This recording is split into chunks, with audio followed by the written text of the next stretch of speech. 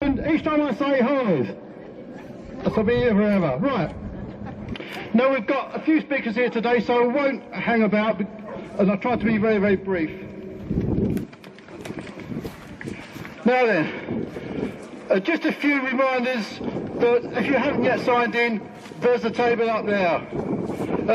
All the details on how to donate to our causes are with our team. We've got some T-shirts on sale. We've got large, extra large, extra, extra large, extra, extra, extra large, and a wigwam. Now then, once you leave here, you'll be walking straight away down to Battery Point, and you'll be met by our co-chairman, Bob Eden. Bob, are you gone already? No, he's still there. But I think he's driving down, he must be. Okay, right. My name, if you don't already know me, is Les Barratt. I'm a Monks Horton Parish Councillor. I'm also the co-chairman of Sellinger District Residents Association, and we're the people that's been organised this here today. We have other speakers here today that want to speak about Fisherman's Beach and the lorry park and Prince's Parade. Hey! But I would like to say a few words about the Otterpool town. Right. I told you, no heckling.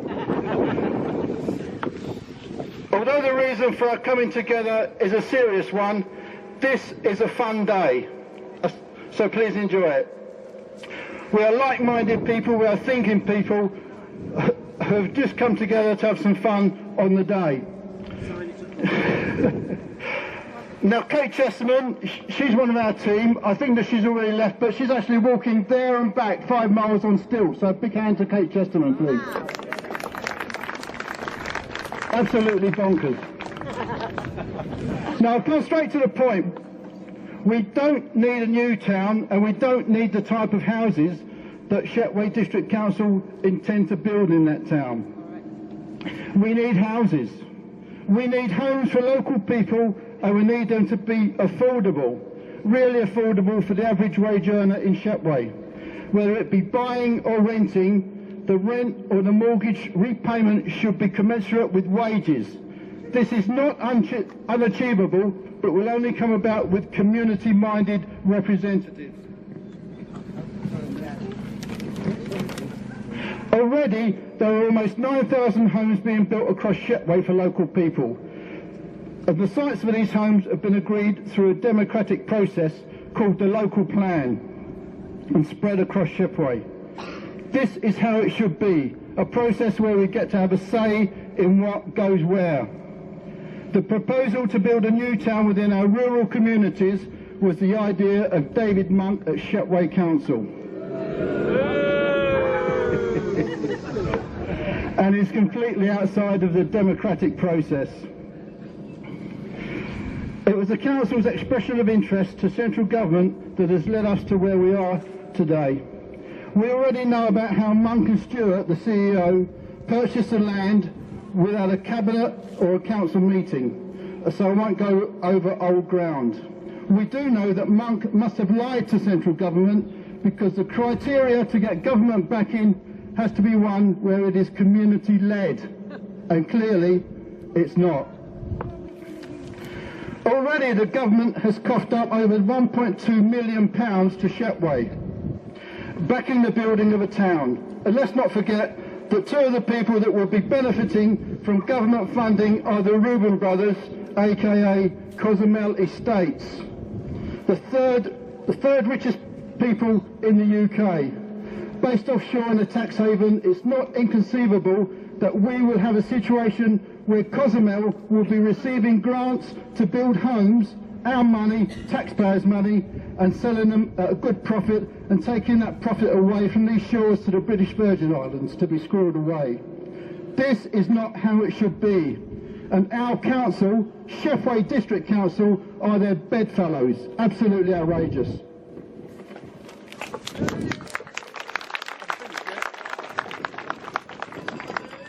We are constantly hearing that we don't have enough homes for local people.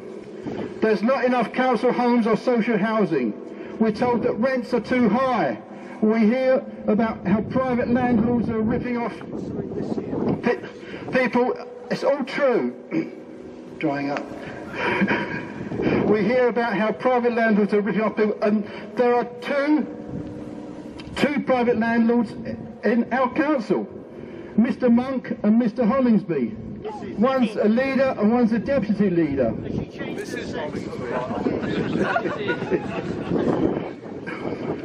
Now between them, including Paul Carter, they own 22 houses.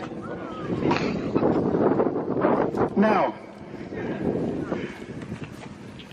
if Mr. Monk of Mr. Hollingsby, of Mrs. Hollingsby, own that many, it would just take 1% of the Shepway population to total 11,000 homes. 11,000 homes. Last year when we met in Folkestone, I said that many of our representatives were not fit for purpose. But nothing has changed. In fact, they've become worse. They, Carey, Hollingsby and Monk, refused to meet with us publicly. And I've even heard that our leader, Dave Monk, will not walk the streets of Hythe on his own. This is disgraceful. You love the word Hythe, don't you? We need people in power to represent us. There are decent representatives amongst us. Today we've got Martin Whybrow. He's a local councillor in Hythe. He sits on KCC, but we've also got Mary Laws, she's a Shepway councillor. And me. And me.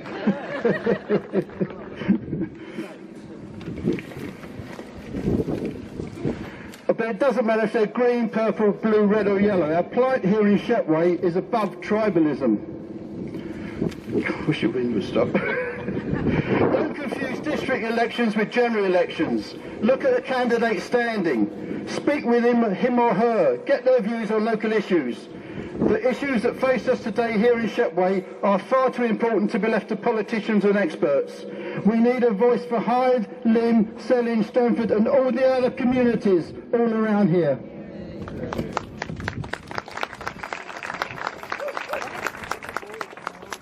So what's the purpose of gathering here today? It's not only to show the media and people of Hythe that we've had this... You didn't cheer when I said Hythe, did you? And people of Hythe that we've had enough of them. It's to share information, it's to build a force against a rotten council whose intention is, for whatever reason, to destroy our way of life and communities. Our message to Councillor Monk and his cabinet cronies is that we've had enough. We've had enough of you. We've had enough of your bullying and we've had enough of your diatribe tripe.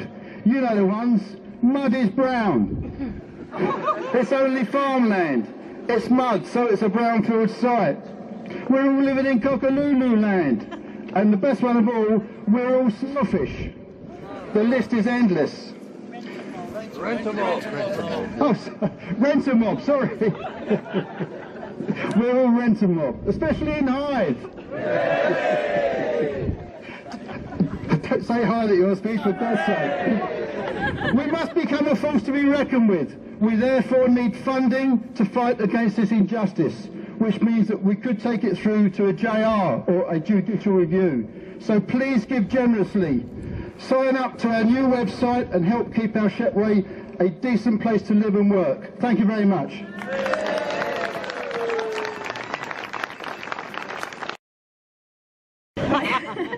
Now we all know and were affected by the chaos that was caused in Kent by the problems in France during the summer of 2015. However, that was an exceptional year, and the issues with industrial action and migraines had never been seen to that extent before and have since been addressed. The government's knee-jerk response to solve Operation Stack was to propose to build the world's largest lorry park on 250 acres of prime arable farmland here in Shepway at Stanford. This is an area nearly twice the size of Disneyland. Due to the powers of permitted development that were used to push through this lorry park, it could not be used to solve the separate problem of overnight parking. Highways England have admitted that anything other than an Operation Stat lorry park must go through the full planning process. This lorry park would cost £250 million of taxpayers' money, your money. We do not believe that one huge lorry park in any location would solve Operation Stack. The plans show that there will be no facilities for the drivers at this lorry park, and it will be unmanned unless in use. From information given to us by Highways England, once Operation Stack had been called, it would take several hours to open the park, and then there would be an electronic check-in procedure that each lorry would have to go through before entering the park. During these hours, the lorries would be parked on the M20 waiting to get in. Does that sound familiar? What's the difference? Even once the park had been opened, lorries would join the back of the queue quicker than they could be processed into the park. Lorries would still be parked on the M20. Sound familiar? The closure of Junction 11 to other traffic means that all the non-HGV traffic would still need to divert along the A20 through Sellinge. Sound familiar? Nothing would change, except we'd have lost 250 acres of much-needed farmland and £250 million of taxpayers' money. Oh, and our dear local MP would be congratulating himself on the destruction of East Kent. What's his name? I can't remember. I'm not dignifying with his name. Because the government's lorry park proposal was undertaken using the powers of permitted development, they didn't need to follow the normal planning procedure. This meant they did not carry out a full environmental impact assessment for their scheme to tarmac over 250 acres of farmland forever to make parking for 3,600 diesel lorries. They did not consider the drainage issues, noise issues, light issues, the existing lake and wildlife, nor the fact that the land is immediately to the southwest of a village, which has a prevailing southwesterly wind, over which the dangerous diesel particulates would drift. On the basis of this lack of proper environmental assessment, a judicial review has been requested, and following delays due to the general election, this is due to be heard on the 6th and 7th of December this year. Operation Stack was last lifted at 6:30 p.m. on the 4th of August 2015. 2 years, 2 months, 24 days and 16 hours ago. Not that we're counting. Despite this, our local MP brought a debate to Westminster this week and is still keen to move the project to build the world's largest lorry park on at pace, against the advice of the Multi-Party Transport Select Committee.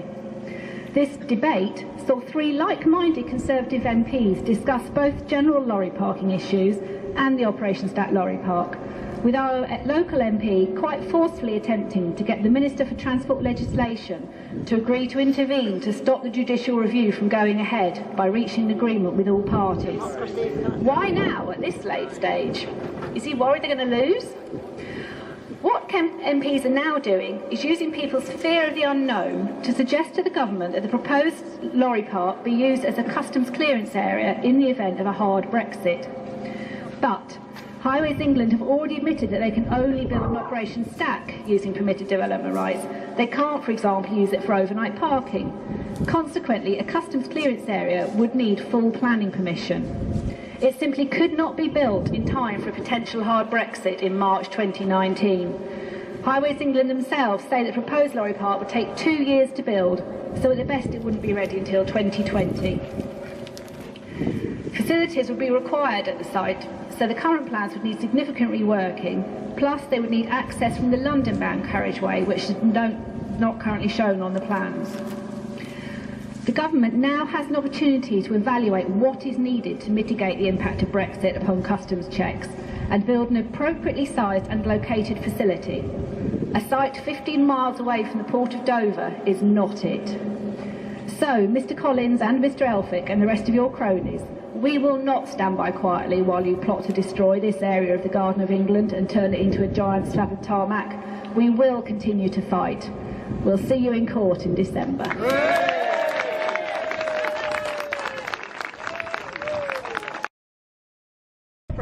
It's 150 houses, it's a leisure centre, it's a boutique hotel. The planning application's been out for a fair few weeks and the official deadline has gone. Okay, but it's still open for objections because they had to republish the site notice in the local press. So you've got until the 8th of November at least to get some more objections in, so please do that. If you haven't looked at the plans, you will see that the green open space that we've got at the moment is much, much reduced. We're trying to claim that they're giving us new open space, but it's not. A lot of the space that they're opening is going to be on the promenade, which we've already got, admittedly a bit wider, but it's still hard standing. It's no good for the wildlife. It is a contaminated site. If you heard David Monk on the radio on Tuesday, he didn't even seem to understand what was needed to sort that out. He said they'll do whatever it takes. He said it might be capping it, it might be digging it out. If he'd read the report in his own planning application, he'd know that the plan is just to cover it with 500 millimetres of topsoil. But he obviously hasn't read his own planning application. He also said that there is no historic significance to the site. And yet, the Royal Military Canal is a scheduled ancient monument, and what he's proposing is really going to harm the setting of that. And we're still waiting for Historics England to come in with their comments, but the pre-application advice they gave the council before they submitted the application was that they would object if their concerns weren't addressed. As far as we can see, those concerns have not been addressed. So we're still hoping that Historic England will object, which will carry a lot of weight. So we've already managed to get 513 objections into that planning application against 159 comments in favour of it. The council has spent a considerable amount of money on a PR agency who have set up a very controversial Facebook page where we're all blocked and our comments are deleted if we say anything against the development. And yet despite that, they have still only managed to get those 159 comments in favour. But we can still do with some more objections. But I think you should all give yourselves a round of applause for the objections that you have put in, because they're incredibly good quality and we're very proud of them. So obviously the next step will be the council will be considering their own planning application. But what we're trying to do now is get the Secretary of State to call it in so that it's seen by an independent planning inspector. Ideally, what we'd like the council to do is to wait until the local plan, which they've almost finished drafting, goes in front of the planning inspector, but they're very reluctant to do that because every time it's gone in front of the planning inspector before, the planning inspector has told them they can't develop it. So those are the two things that we're working on, but we still need you to keep lobbying your councillors, keep lobbying Damien Collins, and just keep fighting. So thank you very much for your support, and enjoy your walk. Because a lot's already been said, and I think we all know what we think. We don't need persuading anymore. What I would do is plead with you to support this amazing group of people here and those of us that are continuing the fight and will continue the fight. This isn't going to be over in 5 minutes, and from my experience of big campaigns, one of which the gentleman on my right was involved, and it took 7 years to see it off. But it can be done. You just have to have faith and you have to keep going. So if you can just watch the media, read the local papers, and you'll be surprised how many people locally do not read the local papers, and that is our main source of contact with you, with ordinary people who don't actually understand what's going on. And that's our biggest problem, is a lack of awareness of what's coming down the track. So support us all you can. For example, today we're asking you to sign a form objecting to yet another concrete block being built here, along with the other ones that are at the end of this road, which would be at least as big as the other ones that are there. We saw off one that was halfway up about 2 or 3 months ago, and now they're trying again to replace the scout hut at the end. So if you haven't signed up for that here at this table, please do before you go, because I have to get these objections into the council tomorrow morning. Okay, name and address, that's all you have to do is just sign and fill in the form. So my message essentially is that there's a group of us working steadily, personally speaking full-time, to see that all the implications of the Otterpool proposal, the lorry park, which is unbelievably stupid, and the desecration of a place like this beach. Those of you who've lived here for some time will remember what this used to be like, and now look what we've got. We've got a miserable block of concrete, God knows what you call them, where people are paying large sums of money to look at the back of another concrete building. I mean, it's complete madness. The people that are buying these things have got no brains at all. Sorry about that. Sue me if you like. Anyway, we're up against a crew at Shetway District Council who are, and I'll say it out loud now, they are corrupt. And any of them that want to can come and serve me with a writ any time they like, and I'll see them in court. I've already spoken at length with my barrister and my solicitor, and we're ready for them. But they are dodgy, double dodgy, and we've got to see them out. So when the next local elections come by, if you see some happy, pretty faces like ours standing against them, give us your cross, and we'll see them out and see them out of town. We've got to do it through the democratic process. So there we are. Stand by with us and fight with us, and we'll see it off. All the best.